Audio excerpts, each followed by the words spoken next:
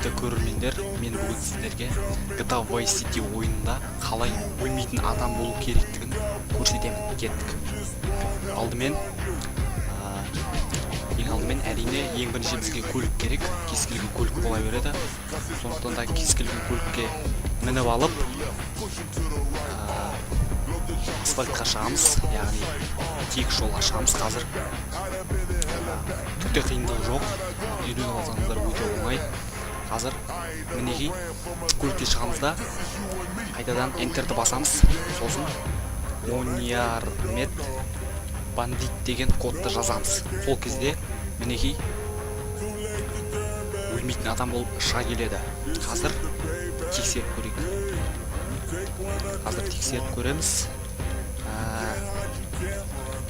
Әрине, міне қазір тексереміз.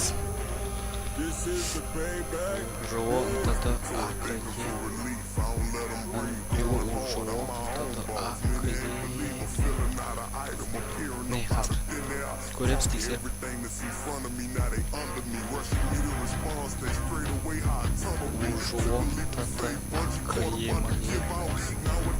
Тексеріп көреміз. Өлема, өлмейма.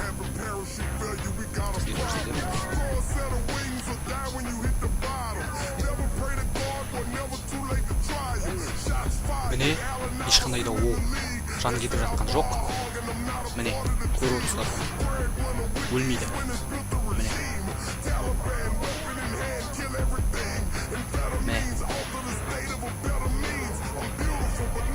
Міне, өлмейді. Қырвады. Жан кетіп жатқан жоқ. Ешқандай да. Міне, тексеріп көреміз. Міне, жай ғана құлап жатады. Қайтадан тұрғызу үшін кез келген, яғни Oniarmet бандит кодын жаза аламыз. Мінекей. Рахмет, сіздермен бірге болған. Мен Есбол Сасылбаев. This is the payback. Don't act like you don't know.